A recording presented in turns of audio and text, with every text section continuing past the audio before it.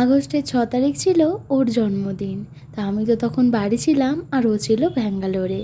আর আমি শুক্রবার সবে বাড়ি থেকে ব্যাঙ্গালোর ফিরলাম। অফিসে তো ওর 6 তারিখ বার্থডে সেলিব্রেট হয়েছে। আর আজকে রবিবার, আমি ভাবলাম রান্নাবান্নাগুলো আজকেরই করে দিই। প্রথমেই তো ঠিক করেছিলাম যে শনিবার ওর জন্মদিনের জন্য সমস্ত রকম খাবার দাবার বানিয়ে দেব। কিন্তু শুক্রবার রাতে ফিরতে ফিরতে অনেকটাই দেরি হয়ে গেছিলো বলে আর জেট ল্যাগের জন্য শনিবার শরীরটা একদম দেয়নি। তাই আজকে রবিবার ওর জন্মদিনটা আজকেরই সেলিব্রেট করা হচ্ছে। এদিকে তো আমার পায়েসটা তৈরি হয়ে গেছে।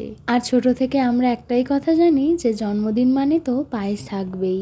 আর বাড়ি থেকেই তো মামনি ওর পছন্দের তালের বড়াও পাঠিয়ে দিয়েছে। আর পায়েসটাও চেয়েছিল করে দিতে, কিন্তু ব্যাগে এতটাই জিনিসে ভর্তি হয়ে গেছিলো যে একদম আর জায়গা হয়নি। আর জন্মদিনে ও এত দূরে থেকেও যে মায়ের হাতের কিছু একটা খেতে পাচ্ছে, এটাই তো অনেক।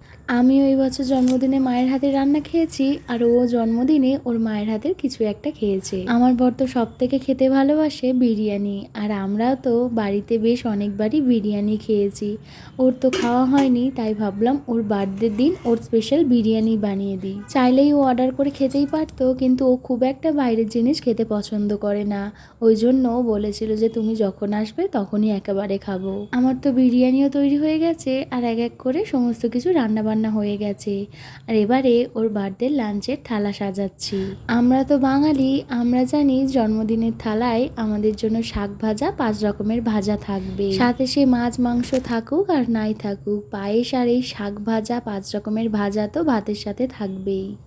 শাকটা তো এমনিই কড়াইতে ভেজে নিয়েছি, আর 4 রকমের সবজি নিয়ে ভালো করে ম্যারিনেট করে দিয়ে দিয়েছিলাম এয়ার ফ্রায়ারে। ওটাও সুন্দর ভাজা হয়ে গেছে।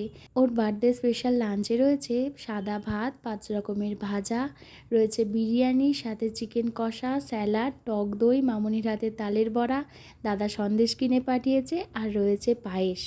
সমস্ত কিছু সাজিয়ে গুছিয়ে ওকে খেতে দিয়ে দিয়েছি। আর এই যে ওর বার্থডের নতুন জামা পরে খেতেও বসে গেছে। ভাত খাওয়া শুরু করার আগে একটু পায়েসটা খাইয়ে দিচ্ছি, তারপরও ভাত খাওয়া শুরু করবে। আমরা যদি বাড়িতে থাকতাম তাহলে তো সবাই এইসব স্পেশাল দিনগুলো একসাথেই পালন করতাম। যাই হোক, দূরে থাকি, এই স্পেশাল দিনগুলোতে সবার কথা খুব বেশি মনে পড়ে। ওকে তো খেতে দিয়ে দিয়েছি, আর আমিও খাবার নিয়ে বসে গেছি। তো চলো ভিডিওটা আজ তাহলে এখানেই শেষ করি। আসি তবে, টাটা।